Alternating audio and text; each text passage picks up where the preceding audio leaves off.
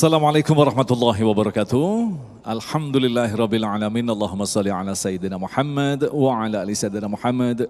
Segala puji bagi Allah yang kembali mempertemukan kita dalam majelis ilmu Damai Nusaku, dan alhamdulillah dalam kesempatan kali ini telah hadir guru-guru yang kita cintai, Habib Nabil Al-Musawa dan Kiai Haji Misbahuddin.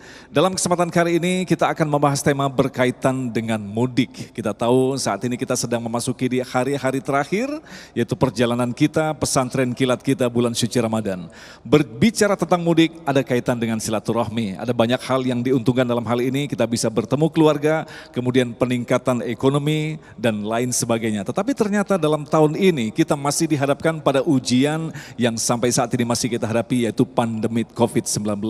Lantas bagaimanakah Islam memberikan solusi ketika kita harus bertemu keluarga, tapi di lain sisi Allah pun memberikan ujian dalam bentuk wabah.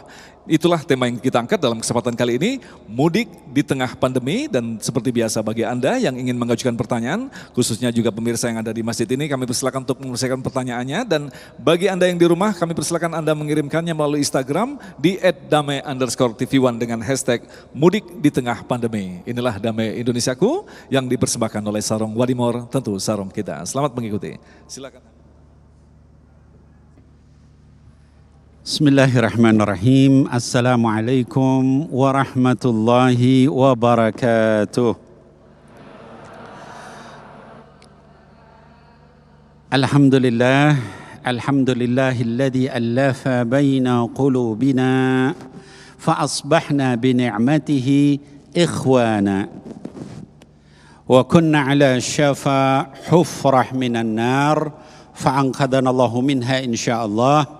Nashhadu an la ilaha illallah wahdahu la syarika lah wa nashhadu anna Muhammadan abduhu wa rasuluhu la nabiyya ba'dah. Allahumma salli wa sallim ala sayyidina Muhammadin wa ala alihi wa sahbihi wa azwajihi wa dhurriyyatihi ajma'in wa sallim, amma ba'd. Yang saya hormati Kiai Misbah, mudah-mudahan Allah memanjangkan usia beliau dalam takwa kepada Allah, dan juga seluruh pemirsa baik yang ada di Masjid As-Siddiq maupun juga pemirsa Damai Indonesiaku TV1 dimanapun berada. Tadi sahabat baik saya Ustadz Agung Izul Haq menyampaikan tentang mudik. Ya, ini pembahasan kita tentang mudik. Bapak Ibu sekalian, saya ingin nanya, ini kira-kira apa urusannya ini? Apa ulama kok ngobrol soal mudik? Mudik kan urusan tradisi ya Bu. Bapak-bapak sekalian, mudik itu urusan tradisi, ya kan? Selama ini bertahun-tahun orang mudik, nggak ada yang rame, gitu ya. Nggak ada yang istilahnya mempermasalahkan. Bahkan tadi ya Mas Agung juga menyampaikan dalam mudik itu ada hal-hal yang sifatnya maslahat, ada hal-hal yang sifatnya adalah manfaat, ada hal-hal yang sifatnya pahala, yaitu apa tadi? Memanjangkan silaturahim, ketemu orang tua, ketemu keluarga, ketemu kerabat, ketemu teman-teman kita, itu dapat pahala enggak? Dapat pahala insya Allah ya. Kalau kita bersilaturahim kita dapat pahala ya. Kemudian yang kedua apa lagi? Memberi sedekah, hadiah. Betul ya Pak? Ya Bu? Ya. Kalau kita mudik biasanya apa yang dilakukan di sana di kampung? Oh, kita bagi-bagi. Ada anak-anak ya kita kasih hadiah dan sebagainya. Dapat pahala enggak itu? Dapat pahala, Masya Allah. Ya. Nah lalu kenapa tiba-tiba sekarang kita ngobrol soal mudik? Ya. Lalu kemudian dipermasalahkan. Bapak Ibu sekalian, di dalam Islam itu ya semua hal akan jadi masalah kalau berkaitan dengan 5. Ya. Di dalam usul fikih disebut ad-daruriyatul khams. Ada 5 kondisi darurat yang kalau bersentuhan dengan salah satu ini, maka ini jadi masalah di dalam Islam. Jadi pembahasan di dalam fikih, jadi pembahasan para ulama ya. Apa saja yang 5 darurat itu? Kata para ulama usul fikih, yang pertama yang disebut hifdzu ad-din, menjaga agama. Contohnya apa? Kalau kita melakukan satu perbuatan, kita cuman dengan keluarga kita, tapi dampaknya adalah kita menjadi mengakibatkan kekufuran, mengakibatkan kesyirikan, itu jadi urusan agama. Walaupun yang melakukan adalah pribadi, keluarga, ya. Yang kedua, kata para ulama, yang disebut dengan hifdzu an-nafas, menjaga nyawa manusia. Contohnya apa? Contohnya mudik ini. Nah, ini baru, ya. Kita berangkat mudik urusan tradisi, urusan budaya, nggak ada ngurusin agama. Tapi kalau kita berangkat mudik mengakibatkan orang lain sakit, kita berangkat mudik mengakibatkan badan kita sakit, kita berangkat mudik mengakibatkan kita tertular sama orang lain, maka itu menjadi urusan agama, ya. Namanya hifdzu an-nafas, menjaga nyawa orang, menjaga jiwa orang. Bib, itu ngomong-ngomong menjaga nyawa dan sebagainya, apa sih dalilnya? Kata Allah Subhanahu wa taala di dalam surah Al-Baqarah, dikatakan Bismillahirrahmanirrahim. Wa la tulqu bi aydikum ila at-tahlukati wa ahsinu. Innallaha yuhibbul muhsinin. Sadaqallahul azim. Wala tulqu bi aydikum ila tahluka. Jangan, kata Allah Subhanahu wa taala, menjatuhkan diri kalian dalam kebinasaan. Jangan menjatuhkan diri kalian dalam kerusakan. Jangan menjatuhkan diri kalian dalam bahaya. Wa ahsinu, selalu dalam keadaan berbuat baik. Innallaha yuhibbul muhsinin. Sesungguhnya Allah menyukai orang yang berbuat baik. Jadi kita melakukan sesuatu mengakibatkan kebinasaan, kerusakan, bahaya, itu dilarang sama Allah Subhanahu. Jadi yang larang bukan Habib Nabil, ya, tapi yang larang adalah Allah Subhanahu wa taala. Dalam ayat yang lain di surah An-Nisa, kata Allah Subhanahu wa taala, Bismillahirrahmanirrahim. Wala taqtulu anfusakum. Innallaha kana bikum rahima. Ya, kata Allah Subhanahu wa taala, jangan kalian membunuh diri kalian sendiri. Wabib, kan kalau kita celaka sakit itu kan urusan saya. Ya. Ngapain diurusin sama ulama? Ngapain diurusin sama agama? Kata Allah, jangan kalian membunuh diri sendiri. Itu yang bilang siapa? Allah Subhanahu wa taala. Ya. Karena apa? Innallaha kana bikum rahimah. Allah itu sangat penyayang sama kamu, makanya diurusin. Ya. Nah, jadi kalau kita berangkat mudik, kalau kita pulang kampung, baik itu dalam keadaan mudik maupun tidak dalam keadaan mudik di waktu yang lain, berakibat tadi menimbulkan bahaya, maka itu menjadi urusan agama. Ya, ini yang kedua kata para ulama. Yang ketiga yang disebut dengan hifdzu al-aql, menjaga akal. Itu juga darurah di dalam agama. Ya. Jaga akal itu apa, Beb? Kita ngadain lebaran, malam takbir. Malam takbirnya kita minum minuman keras, hilang akal, mabok. Maka itu jadi urusan agama, harus ditegur, harus dilurusin. Ya. Kenapa? Karena hifdzu al-aql. Ya. Yang keempat apa? Yang keempat adalah hifdzu an-nasl, menjaga yang disebut dengan keturunan. Ya.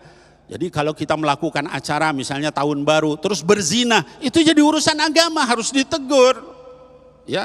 Walaupun zina urusan saya, itu hifdzu an-nasl, ya, mengakibatkan merusak terhadap keturunan, harus diingetin. Ya. Lalu yang terakhir kata para ulama adalah yang disebut dengan hifdzu al-mal, menjaga harta. Orang melakukan sesuatu boros, ya. Dia makan, dia buang-buang. Nah, itu kita sebagai ulama, orang-orang yang paham agama harus nasihatin. bukan makan nasi ya Bu. Ini Ramadan siang hari itu dibilang nasi, nasi uduk, nasi padang bukan. Ya. Menasihati. Ya. Nah jadi ini 5 hal Bapak Ibu sekalian yang ketika kita berkaitan dengan salah satunya maka para ulama harus memberikan arahan. Ya. Nah kemudian ada yang bilang begini, Habib ngomongin orang mudik membahayakan, ya, membawa penyakit dan sebagainya. Tapi itu TKA dari luar negeri, ya, ada TKA dari RRC datang ke sini dibiarin. Ada lagi WNA dari India datang dibiarin. Saya katakan itu juga termasuk yang dilarang, ya. Tapi jangan sampai karena mereka melakukan begitu kita ikut-ikutan salah, ya Bu. Ya, kalau udah jelas salah kita jangan ikut-ikut salah, kita ikuti yang benar. Demikian wallahu a'lam bissawab. Masya Allah. Baik, terima kasih Habibana. Itulah tadi pemirsa yang dirahmati Allah. Ternyata tidak sesederhana yang kita pikirkan. Kita sekedar pulang kampung, ternyata ada hal-hal yang harus kita perhatikan. Bisa jadi seperti yang dikatakan oleh Satgas Covid bahwa kita bisa jadi sebagai seorang carrier membawa penyakit. Kemudian kita bertemu keluarga, kita bukan berbagi angpau tadi, tapi berbagi penyakit. Naudzubillah min dzalik. Ini sesungguhnya yang perlu kita cermati. Nah, disinilah pentingnya kita memahami salah satu tugas dari kita sebagai orang yang memiliki ilmu adalah menjaga keluarga. Inilah insya Allah yang akan disampaikan oleh Kiai Misbahuddin. Selepas pesan-pesan berikut ini, tetaplah bersama kami, Damai Ensaku, yang dipersembahkan oleh Sarung Wadimor, tentu sarung kita.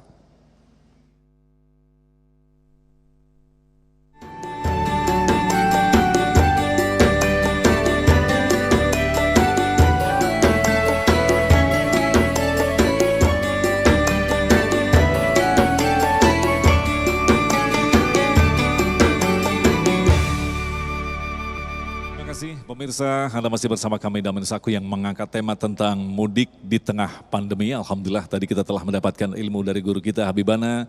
5 hal yang patut kita catat baik-baik, yaitu menjaga agama, nyawa, akal, keturunan, dan harta. Dalam segmentasi berikutnya nanti Kiai Misbahuddin akan menjelaskan kepada kita pentingnya menjaga yaitu nyawa kita dan keturunan kita. Dalam hari ini adalah keluarga kita. Sekali lagi, bisa jadi ketika pada saat pandemi ini kita bertemu keluarga kita, salah satu dari kita membawa penyakit yang akhirnya justru nanti menambah beban berat kehidupan kita daripada sekedar silaturahim. Inilah yang akan dijelaskan oleh guru kita Kiai Haji Misbahuddin. Kami persilakan.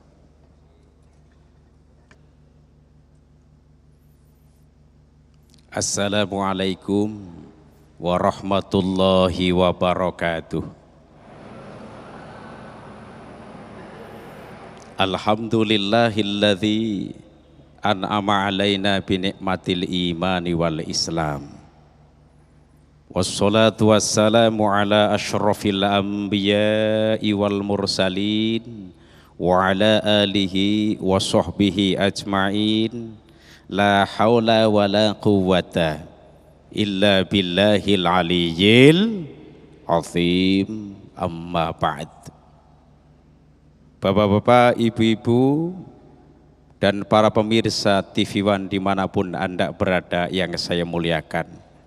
Guru kita Habib Nabil yang saya muliakan juga. Bahayanya mudik di masa pandemi COVID-19. Negara kita, negara Indonesia ini banyak sekali tradisinya. Salah satu tradisi halal bihalal. Itu cuma ada di Indonesia. Yang kedua, tradisi silaturahmi secara massal. Yang ketiga, tradisi mudik alias pulang kampung, bareng pulang kampung. Tapi saat ini pemerintah melarang untuk mudik sementara waktu. Kita sebagai warga negara yang baik harus patuh terhadap aturan-aturan pemerintah. Selagi pemerintah itu menetapkan peraturan yang tidak benturan dengan ajaran agama Islam, Islam. Kita umat Islam dianjurkan untuk menjaga dirinya, keluarganya dari semua bahaya. Baik bahaya di alam dunia maupun bahaya di akhirat, termasuk bahaya terkena api neraka. Dalam Al-Quran Allah Subhanahu wa ta'ala menjelaskan, ya ayyuhalladzina amanu qu anfusakum wa ahlikum naro. Hai orang-orang yang beriman, jagalah dirimu, peliharalah dirimu dan keluargamu dari api neraka. Dan saat ini ketika kita tidak mudik, menurut saya jalan yang paling terbaik dan paling cocok, bareng cocok, gali gacok, cok. Kenapa? Karena dalam suasana pandemi COVID-19 diri kita terjaga, keluarga kita terjaga. Ya. Kemudian negara kita, Indonesia, sementara ini kenapa melarang mudik alias pulang kampung? Tentunya punya alasan. Ketika pemudik pulang, kemudian kumpul bersama keluarga, secara otomatis bertemu dan bersentuhan kulit. Kalau seandainya yang pemudik itu terkena COVID-19, maka bahaya seluruh keluarga yang ada di kampung. Bahaya. Ya. Saya tahu persis di kampung, Pak Bu, karena saya ini orang kampung. Mohon maaf, Bib, saya orang kampung, Bib. Di daerah Kabupaten Tegal, Jawa Tengah, saya ini orang kampung. Kalau pas bertepatan dengan mudik kampung ramai sekali. Bahkan mohon maaf, mereka berlomba-lomba memakai baju baru. Contoh, peci baru. Yang bareng ayo peci. Bagus. Lagi peci baru. Sarung baru. Baju baru. Istri. Kok kenapa mereka ingin pulang kampung atau mudik? Tentunya punya alasan tersendiri. Pertama, mereka kangen terhadap keluarganya. Ibarat seorang suami itu kangen terhadap istrinya, kangen terhadap anak-anaknya. Terus yang kedua, kenapa mereka mudik? Ingin bertemu juga dengan keluarga-keluarga yang lain. Kemudian yang ketiga, supaya bersilaturahim secara langsung. Ini alasan mereka. Tetapi jangan khawatir, kita bisa silaturahim walaupun tidak secara langsung. Ada ulama yang mengatakan boleh dengan jarak jauh. Silaturahim boleh dengan jarak jauh. Contoh, kirim salam terhadap keluarga yang ada di kampung. Kirim uang, kirim pakaian, kirim makanan, itu pun salah satu silaturahim. Karena pada pandemi ini yang paling cocok dan paling tepat. Silaturahim memang pahalanya banyak sekali. Ingin tahu apa tidak? Ingin tahu apa tidak? Salah satu, silaturahim itu bisa mempermudah rezeki, melapangkan rezeki, berkah rezeki. Rasulullah Shallallahu Alaihi Wasallam pernah bersabda, man ahabba ayyub sautallahu fi rizkihi wa ayyung sa'alahu fi atharihi falyasil rahimah. Hadis riwayat Imam Bukhari dan Imam Muslim.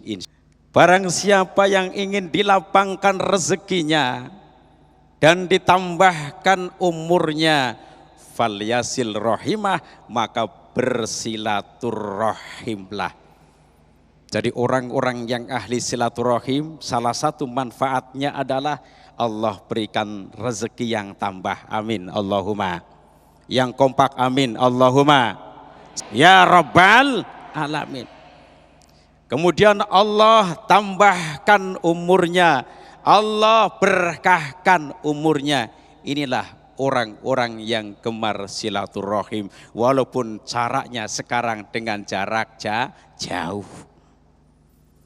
Kemudian Rasulullah Shallallahu Alaihi Wasallam pernah bersabda, salasun mangkunna fihi hasabahullahu hisaban yasira wa adkhalahul jannata tu'ti man haramaka wa ta'fu amman zalamaka wa tasillu man qata'aka. Ada 3 perkara. Ini berapa, Pak? Berapa, Bu? Kalau ini oh masih awas, Bib. Apalagi kalau uang tambah awas nih. Ada 3 perkara, Pak, Bu. Barang siapa yang ketiganya berada dalam dirinya, maka Allah akan meringankan hisabnya dan memasukkannya ke surga. Ada 3 perkara. Ingin tahu? Ingin tahu? Apa ingin tahu banget? Udah, saya jawab iya. Pertama, tu'timan haramaka, kamu memberi terhadap orang yang tidak pernah memberimu, kata Rasul. Yang kedua, kamu memaafkan terhadap orang yang pernah menyakitimu. Yang ketiga, kamu menghubungkan terhadap orang yang pernah memutuskanmu. Berat atau tidak? Berat atau tidak? Berat, tapi kalau dilaksanakan menjadikan sarana kita masuk surga. Amin, Allahumma amin ya rabbal alamin. Baik, terima kasih Kiai, dan itulah tadi pemirsa yang dirahmati Allah, mukadimah dari guru-guru yang kita cintai yang tentu saja akan membuka diskusi kita dalam segmentasi selanjutnya. Untuk itu persiapkan pertanyaan-pertanyaannya, dan sekaligus juga pemirsa yang ada di rumah, jangan lupa Anda mengirimkan melalui Instagram di @damai_tv1. Kita akan menjawab pertanyaan Anda selepas pesan-pesan berikut ini. Damai Indonesiaku. Baik, terima kasih pemirsa, Anda masih bersama kami Damai Indonesiaku yang mengangkat tema yang sangat menarik sekali berkaitan dengan mudik pada saat Covid. Dan kalau kita perhatikan dari beberapa media, memang ada yang berusaha untuk sembunyi-sembunyi keluar dari Jakarta menuju ke daerahnya masing-masing. Masya Allah, memang semangat kangen ini, kalau kita memang kangen secara virtual nampaknya kurang pas begitu kalau nggak ketemu dan sungkem begitu ya. Nah, insya Allah inilah kita akan jawab permasalahan-permasalahan seputar mudik, tentu saja dalam kondisi Covid seperti ini, dengan menjawab pertanyaan-pertanyaan yang telah kami siapkan khususnya dari Jemaah Masjid Asy-Syidik, dan insya Allah nanti juga ada pertanyaan dari pemirsa yang ada di rumah. Pertanyaan pertama kami persilakan kepada Bapak Rijalo yang insya Allah akan dijawab oleh Habibana. Silakan. Sudah nyala. Bismillahirrahmanirrahim. Assalamualaikum warahmatullahi wabarakatuh. Alhamdulillah, Allahumma salli wa sallim ala Sayyidina Muhammad wa ala ali Sayyidina Muhammad, amma ba'd. Habib, Pak Kiai, tadi saya sudah mendengar penjelasan dari Habib dan Kiai. Tadi disebutkan salah satu daripada fadilah bersilaturahim itu bertambah umur. Nah, bertambah umur di sini, apakah bilangan umurnya benar-benar Allah tambah atau ada keterangan lain? Terima kasih. Terima kasih. Habibana, silakan. Bertambah umur, apa makna bertambah umur? Baik, bismillahirrahmanirrahim. Rabbi syrah li sadri wa yassir li amri wahlul 'uqdatan min lisani yafqahu qawli. Jadi yang disebut dengan tazid al-umr, ya, atau bertambahnya umur, itu ada makna. Ada 2 makna, ya. Makna yang pertama yang disebut dengan makna hakikian. Makna hakikian artinya Allah Subhanahu wa taala betul-betul menambah umurnya, ya. Jadi orang yang sudah ditakdirkan, misalnya dia la samahallah, misalnya dia meninggal keluar dari ruangan ini ketabrak mobil misalnya, karena dia bersilaturahim sama Allah Subhanahu wa taala dihindarkan dari musibah itu, dia tidak jadi meninggal ketabrak mobil. Kenapa? Karena dia adalah ahli silaturahim. Itu keutamaan silaturahim, ya. Jadi itu makna yang pertama, hakikian. Yang kedua adalah ma'nawiyan atau majazian, ya, secara majaz. Secara majaz itu artinya apa? Artinya umurnya tetap seperti itu, tapi diberikan keberkahan dari umurnya, ya. Ada orang umur misalnya sebut kata 100 tahun, tapi tidak ada manfaatnya dia hidup sekian banyak itu, nambah dosa, ya. Bahkan sampai kemudian meninggal pun nggak ada yang ingat. Tapi ada orang yang umurnya berkah. Dia umur cuma 30 tahun misalnya. Al-Imam An-Nawawi rahimahullah ta'ala anhu, itu umurnya 37 tahun. Dalam satu riwayat dikatakan 32 tahun. Dia mengarang kitab Syarah Sahih Muslim, itu tebalnya dari perut saya ini sampai ke bawah. Ya. Dia ngarang kitab tentang fikih Al-Majmu' Syarhul Muhadzab, kitab fikih paling lengkap mazhab Syafi'i, itu dari kepala saya sampai ke bawah tebalnya. Umurnya cuma 37 tahun, wafat. Berkah, Masya Allah. Nah, jadi dua makna itu. Jadi Allah berikan kepada orang yang suka silaturahim, bisa dengan cara tadi, dia memang ditakdirkan misalnya celaka dan sebagainya, Allah hindarkan jadi lebih panjang umurnya, bertambah 10 tahun dan sebagainya, dalam hadis sahih dikatakan. Atau juga umurnya tetap segitu tapi diberikan keberkahan. Yang asalnya umurnya banyak maksiat diberikan taat. Yang asalnya umurnya tidak bermanfaat diberikan manfaat. Jadi demikian maknanya. Wallahu a'lam. Jadi memang hadis ini banyak menimbulkan pertanyaan, Bib. Sebab harus kita bedakan antara ajal dan umur. Ini kan berbeda. Umur ada yang menafsirkan ini adalah umur, amr, urusan. Nah, sebenarnya kalau kita berbicara, Habib katakan tadi bahwa ajal itu Allah sudah tetapkan, nggak mungkin dikurangi dan nggak mungkin ditambahkan. Gitu, Bib. Gimana, Bib? Sedikit tambahan aja, Bib. Baik. Jadi para pemirsa yang dimuliakan Allah, itu pertanyaan bagus tadi Ustaz Agung. Umur itu urusan. Jadi begini, dalam bahasa Arab itu beda satu huruf, beda makna. Ya. Jadi umur berarti urusan itu pakai hamzah. Umur, ya. Umur al-mu'minin wal mu'minat. Jadi umur di situ pakai hamzah artinya adalah urusan-urusan kaum muslimin. Tapi umur yang bahasa Indonesia kita itu pakai ain, Ustaz Agung. Jadi umri, ya. Allahumma yutawwil umrakum fi ta'atillah wa ta'ati rasulih. Ya Allah, panjangkan umur saya, ya, atau umur mereka di dalam taat kepada Allah dan taat kepada Rasulnya sallallahu alaihi wasallam. Nah, jadi itu maknanya. Jadi berbeda, ya. Jadi umur dalam artian tadi urusan dengan artian ajal, ya. Nah, lalu kemudian tadi yang dikatakan bahwa Allah tidak akan menambah kalau sudah datang ajalnya. Yang dimaksud di situ adalah takdir yang sudah mubrom. Mubrom itu artinya takdir yang memang sudah tidak bisa diubah lagi. Tapi tidak semua takdir itu mubrom, Ustaz Agung, tapi ada takdir yang memang bisa berubah. Salah satu contoh misalnya ada seorang wanita pada masa Nabi Musa alaihissalam itu ditakdirkan dia untuk tidak punya anak. Lalu dia minta sama Nabi Musa didoakan, sama Allah. Minta supaya wanita itu bisa punya anak. Lalu Allah jawab, takdirnya wanita itu enggak punya anak. Ya. Tapi wanita itu terus, dia berdoa, dia nangis, dia istighfar, dia terus bersedekah. Dan tahun berikutnya dia bawa anak. Nabi Musa bilang, kamu yang kemarin? Iya. Ini anak siapa? Anak kamu. Loh, Allah sudah bilang enggak punya anak. Ya, tapi saya punya anak.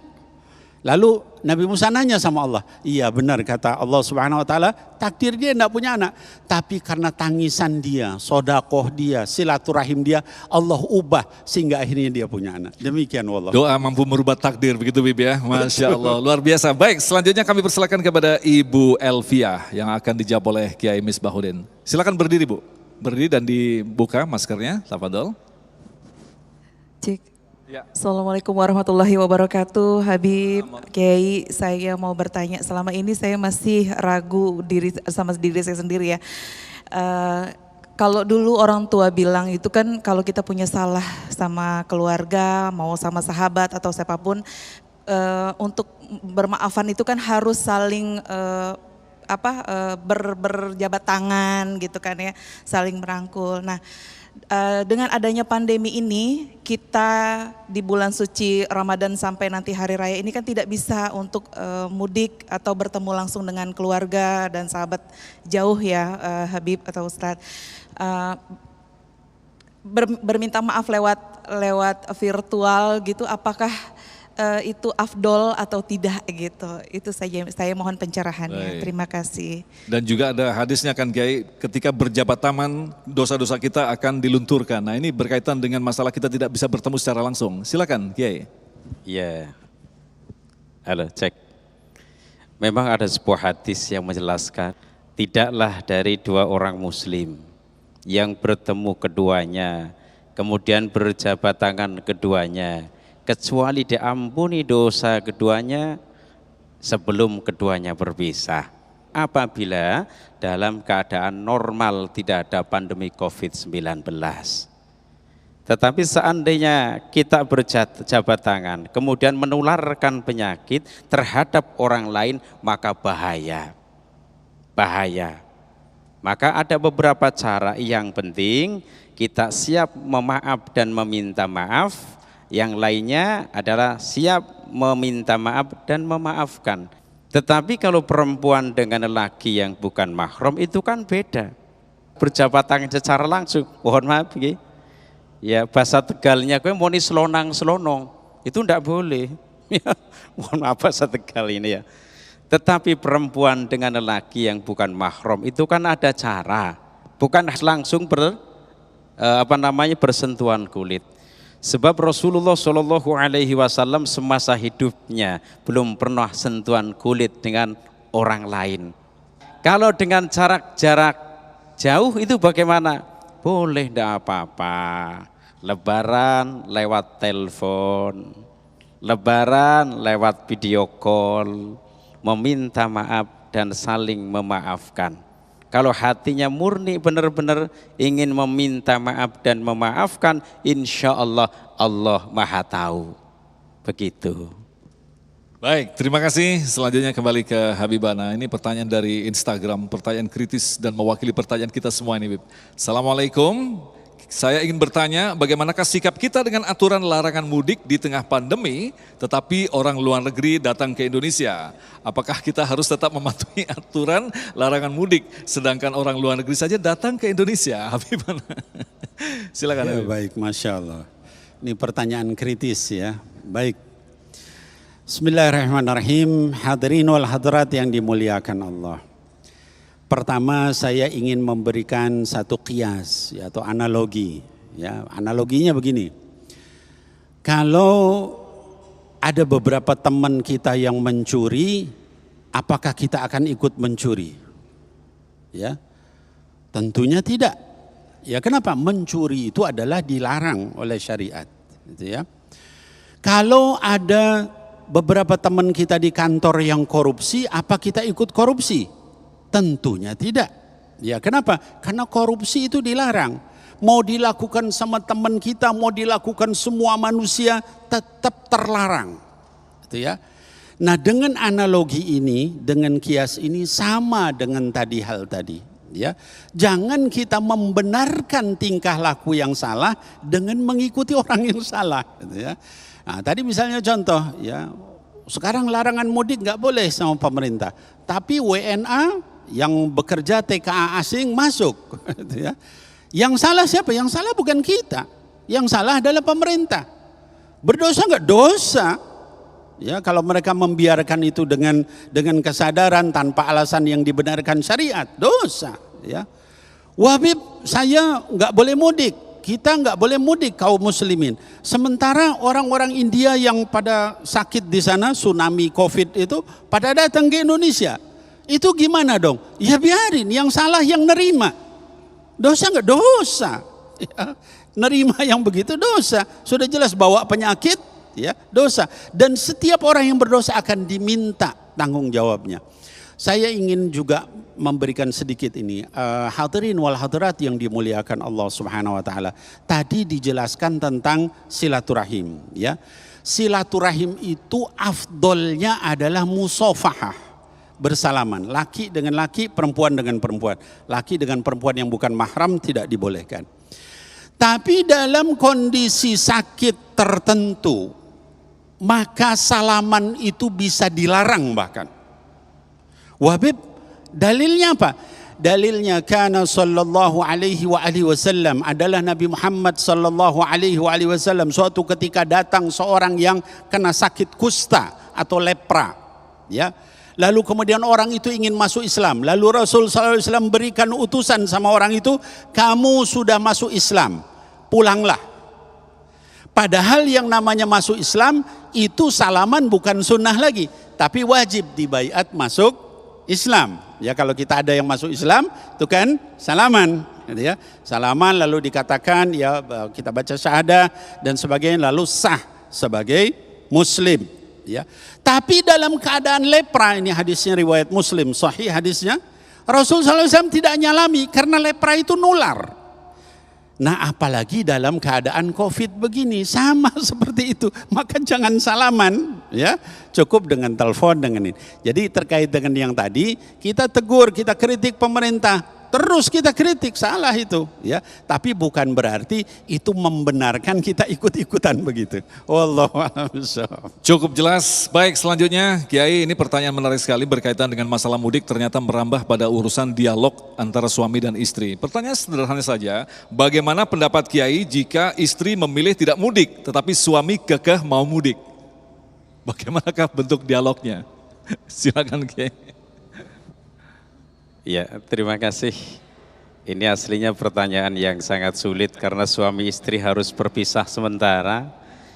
Tetapi mohon maaf kalau dihitung secara agama, dipandang secara agama, istri hukumnya wajib mengikuti aturan suami apabila aturan suami itu baik. Maka Rasul pernah bersabda, kalau tidak salah kan, khairun nisa iman tasurruka idza absorta wa tuti'uka idza amarta. Sebaik-baik istri salah satunya adalah ketika seorang suami memerintahkan kepada istri, taatlah. Maka yang paling terbaik menurut saya ya, ini musyawarah dulu. Musyawarah dengan baik antara suami dengan istri. Kalau memang istrinya ridho dulu. Kalau ridho suami juga ridho, sudahlah Kang Mas duluan yang mudik, saya untuk sementara tinggal di sini. Kalau memang keduanya ridho, silahkan. Tetapi ketika suami tidak ridho dan suami menghendaki supaya mudik, ya mudik, tapi tentunya dengan protokol kesehatan saat ini. Protokol kesehatan harus dijaga, 5M, ya 5M dilakukan. Insya Allah seperti itu. Wallahu a'lam bishawab. Baik, kita akan lanjutkan lagi pada pertanyaan berikutnya. Bagaimanakah, masih cukup waktunya untuk yang segmen ini? Baik, kita akan segera kembali untuk menjawab pertanyaan Anda, baik yang berada di rumah atau berada di Masjid Al-Siddiq, tentunya selepas pesan-pesan berikut ini. Tetaplah bersama kami, Damai Saku yang dipersembahkan oleh Sarong Wadimor, tentu sarong kita.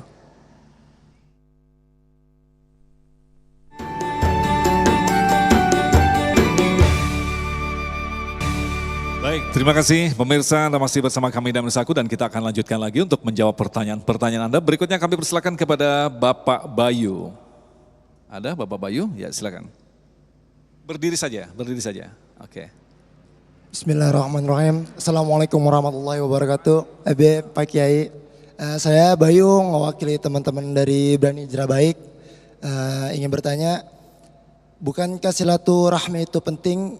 Apalagi terhadap orang tua kita di kampung, dan dengan adanya larangan mudik ini bagaimana sikap dan adab kita terhadap orang tua kita? Terima kasih. Assalamualaikum warahmatullahi wabarakatuh. Habibana, pertanyaan serupa dengan apa yang telah disampaikan oleh Bunda tadi, silakan Habib, mungkin bisa ditambahin lagi. Ya baik, jadi benar sekali. Jadi saya ingin menyampaikan di sini bukan berarti ketika kita tidak mudik lalu kemudian juga berarti kita tidak silaturahim. Itu salah banget, ya. Jadi yang namanya silaturahim apalagi sama orang tua itu wajib hukumnya. Tapi lalu bagaimana kaifiatnya, tata caranya yang kita ubah, ya. Tadi Kiai sudah menyampaikan kita bisa dengan cara kita nelpon. Kita bisa dengan cara video call. Sekarang ada seperti itu. Jadi ada kaidah dalam usul fikih itu al-amru bisyai' al-amru biwasailihi. Kalau sudah Allah perintahkan kita untuk silaturahim, lalu kemudian silaturahim secara langsung temu muka kita nggak bisa, berarti silaturahim dengan yang lain dan itu jadi wajib hukumnya. Apa misalnya dengan nelpon? Jangan, Habib Nabil sama Kiai Misbah bilang kita nggak boleh mudik. Udah pokoknya nggak usah, udah aja diam di rumah. Nelpon juga kagak. Wah ini kayak begini kebangetan namanya ini ya. Jadi tetap wajib silaturahim, kita telepon. Ya, kita punya kakak minta maaf sama kakak kita telepon. Ya, kalau nggak bisa video call yang telepon biasa. Ya, Wah, saya udah nyiapin ini Habib, hadiah buat keluarga saya, tapi karena saya nggak boleh mudik, saya nggak kasih. Salah itu. Namanya niat, kasih. Sekarang bisa transfer. Wah, saya nggak punya bank, bisa transfer langsung tanpa bank. Ya, diambil di warung di sana. Ya, bisa seperti itu sekarang. Jadi jangan sampai ketika dikatakan nggak boleh mudik, silaturahim jadi putus. Wah, ini innalillahi wa inna ilaihi rajiun. Dosa besar saya kalau begitu, ya. Jadi tetap silaturahim jalan. Ini menunjukkan betapa Islam itu ada dua konsep dalam Islam. Yang pertama namanya azimah, yang kedua namanya rukhsah. Gitu ya. Contohnya apa? Contohnya dalam sholat. Ketika kita sedang sakit, kita boleh nggak ninggalin sholat? Bu, masih bersama saya bu. Ya. Bapak-bapak, kalau kita sakit, kita wajib nggak sholat? Wajib walaupun sakit. Caranya yang berbeda apa? Dengan cara kita boleh sambil duduk, boleh dengan cara sambil berbaring, boleh dengan cara sambil isyarat. Tapi tetap wajib nggak sholatnya? Wajib. Ya. Puasa, beb saya sakit. Gimana? Puasanya tetap wajib nggak kalau kita sakit? Wajib, tapi dikodok pada hari yang lain. Itu kehebatan Islam. Satu kewajiban tetap bisa kita laksanakan walaupun dalam keadaan apapun. Begitu juga silaturahim. Wallahu a'lam bishawab. Jadi mindset kita harus kita rubah bahwa silaturahim bukan saja dilakukan pada saat lebaran, setiap saat pun bisa kita lakukan silaturahim, begitu Bib ya. Masya Allah. Betul sekali Ustaz Agung. Baik, terima kasih Habibana. Selanjutnya kepada Ibu Zulaikhah yang akan dijawab oleh Kiai Misbahuddin. Tafadhol. Assalamualaikum warahmatullahi wabarakatuh. Saya mau bertanya kepada Habib dan Ustadz, bagaimana mensikapi keinginan saya ingin berziarah ke kuburan orang tua saya, sedangkan lagi ada larangan mudik saat ini. Terima kasih. Assalamualaikum warahmatullahi wabarakatuh. Waalaikumsalam. Ini pertanyaan menarik sekali. Seandainya makam orang tua kita ada di luar kota dan kita tidak mungkin ke sana, bagaimana menjawabnya? Silakan, Kiai. Ya Bu, begini ya. Memang kita umat Islam itu dianjurkan untuk berziarah. Terutama ziarah kepada makam kedua orang tuanya. Dan seandainya ada yang bahaya, kemudian dilarang oleh pemerintah untuk keluar kota, ke sini, ke sana, ada larangan. Lah maka apabila tidak bisa secara langsung ziarah, doakan saja kedua orang tuanya pakai jarak jauh. Allahumma gfirli wali walidayya warhamhuma kama rabbayani shaghira. Itu pun mendoakan anak terhadap kedua orang tuanya, bukan harus datang ke makomnya. Memang ketika datang ke makomnya, kedua orang tuanya sangat suka sekali, sangat cinta sekali. Beliau pun mendengarkan suara kita. Oleh sebab itu ketika kita ya lewat makom atau kuburan, kan dianjurkan mengucapkan salam, assalamualaikum ya ahlal kubur. Itu menunjukkan bahwa orang-orang yang sudah meninggal dunia itu menjawab salam kita. Hanya saja ya kita tidak bisa mendengarkannya. Kembali pertanyaan Ibu, sudah kalau memang tidak bisa ke sana, doakan saja orang tuanya. Atau setelah mendoakan, silakan kalau ada harta, ya, uang atau apa, sedekah yang pahalanya ditujukan kepada kedua orang tuanya. Insya Allah orang tuanya di alam kubur senangnya luar biasa. Terima kasih. Wallahu a'lam bishawab. Dan kita ini kan Kiai sering mengejar kalau tidak datang nggak afdol ini. Nampaknya saya harus ke sana. Sering mengejar tidak afdolnya, padahal ternyata dalam kondisi gini tidak mungkin Kiai ya. Jadi cukup berdoa saja. Baik, selanjutnya kami persilakan kepada Ibu Fitri. Ibu Fitri silakan.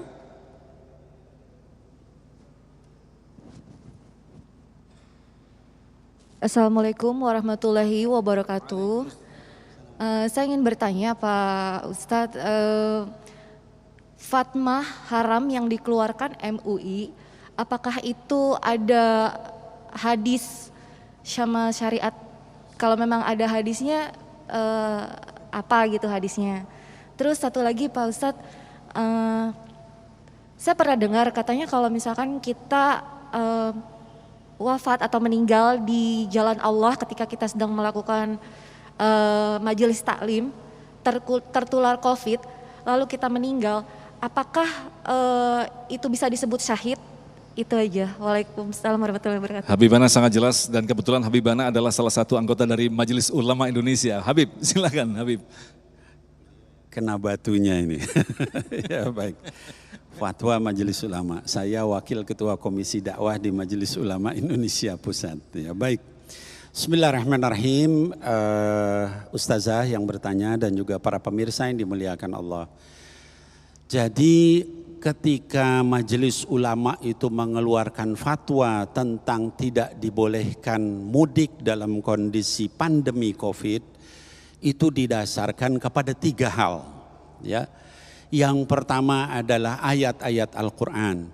Yang kedua adalah hadis-hadis Rasulullah Sallallahu Alaihi Wasallam. Yang ketiga adalah yang disebut dengan kaedah-kaedah usuliyah atau qawaid fiqhiyah.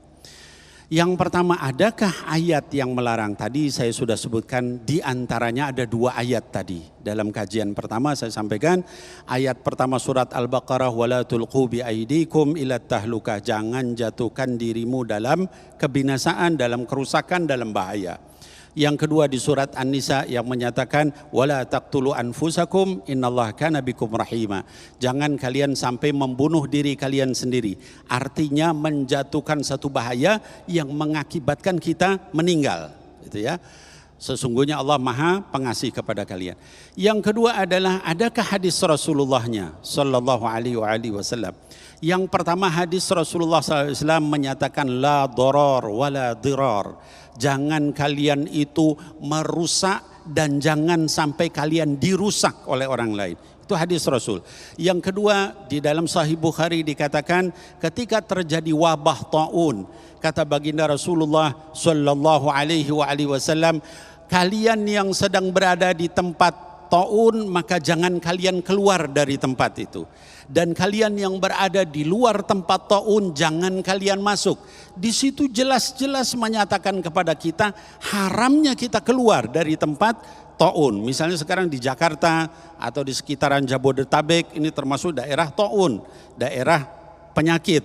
Ini karena banyak orang yang menyatakan itu kan taun beb, sekarang COVID, namanya penyakit itu berubah, gitu ya. Tapi segala sesuatu penyakit yang disebut dengan wabah, apakah itu endemi atau pandemi, itu dikiaskan kepada taun. Ya.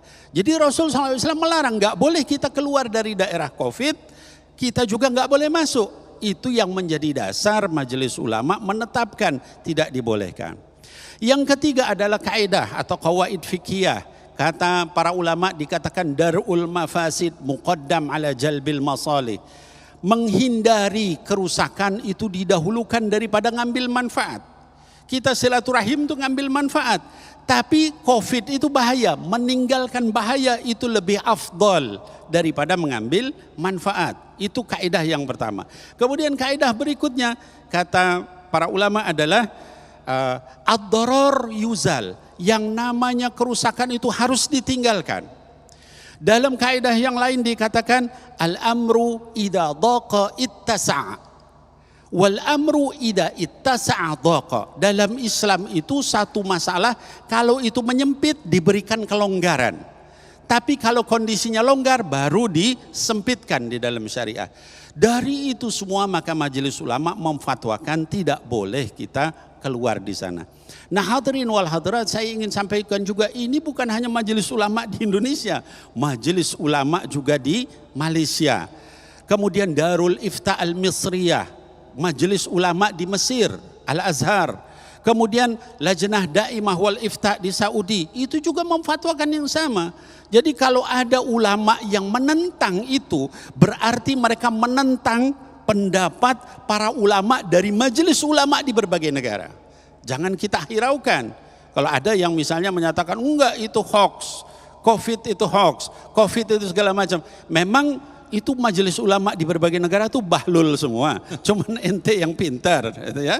Kita ikuti fatwa jama'i, jangan fatwa infiradi, ya. Dengan itu insya Allah mudah-mudahan. Lalu yang kedua tadi apa lupa? Kita lanjutkan dulu Bib nanti, karena akan ada azan asar. Afwan Ustaz. Insya Allah kita akan jawab dalam segmentasi selanjutnya. Tetaplah bersama kami, Damai Indonesiaku.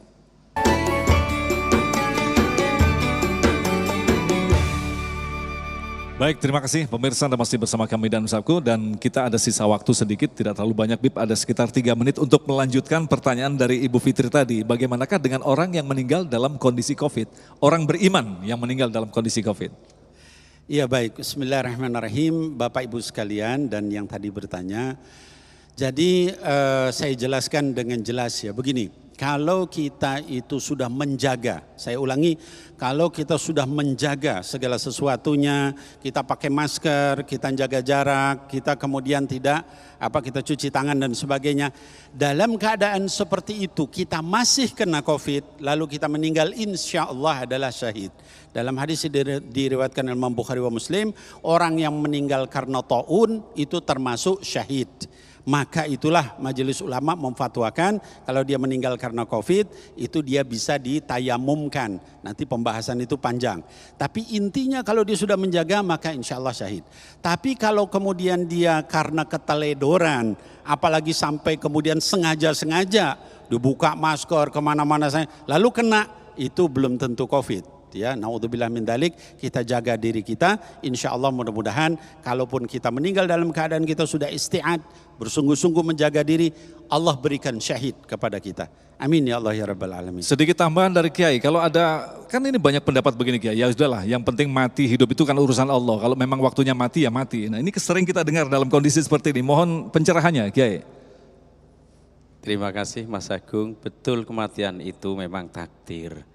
Tetapi kan ada upaya, usaha. Contoh apabila ada orang sakit, berobat. Kalau sakitnya ringan, cukup berobat di warung-warung.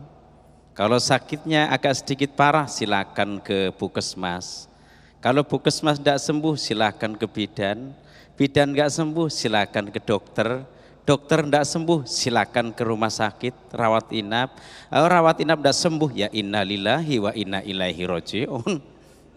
Tetapi sudah melalui tahap-tahap ikhtiar. Ikhtiar ini yang diwajibkan secara Islam. Masalah kematian urusan Allah. Kullu nafsin dha'iqatul maut. Setiap yang bernyawa merasakan mati. Manusia mati, semuanya akan mati. Tapi ada upaya. Apabila sakit, berobatlah. Jadi seperti yang Habib jelaskan tadi, kita harus menjaga 5 prinsip tadi, salah satunya adalah menjaga jiwa. Memang benar kematian di tangan Allah, tetapi bukankah kita juga diberikan akal untuk mampu menjaga kesehatan kita. Insya Allah di akhir nanti kita akan berdoa bersama, tetaplah bersama kami, Damai Indonesiaku yang bersamakan oleh Sarung Wadimor, tentu sarung kita.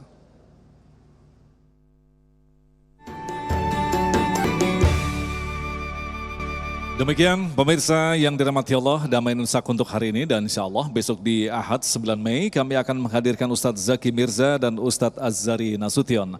Agung Izul Haq dan kerabat kerja Damai Indonesiaku serta pendukung acara ini, Sarung Wadimor, tentu sarung kita, mengucapkan terima kasih atas perhatian Anda. Assalamualaikum warahmatullahi wabarakatuh. Allahumma salli ala sayyidina wa maulana Muhammad. حمد الشاكرين حمد الذاكرين حمد النائمين حمدا يوافي نعمه ويكافئ مزيده يا ربنا لك الحمد كما ينبغي لجلال وجهك وعظيم سلطانك اللهم طول عمرنا وصحح أجسادنا ونور قلوبنا وثبت إيماننا وأحسن أعمالنا ووسع رزقنا وإلى الخير قربنا وعن الشر أبعدنا واقض حوائجنا في الدين والدنيا والآخرة إنك على كل شيء قدير ربنا آتنا في الدنيا حسنة وفي الآخرة حسنة وقنا عذاب النار وصلى الله على سيدنا محمد وعلى آله وصحبه وبارك وسلم سبحان ربك رب العزة عما يصفون والسلام على المرسلين والحمد لله رب العالمين.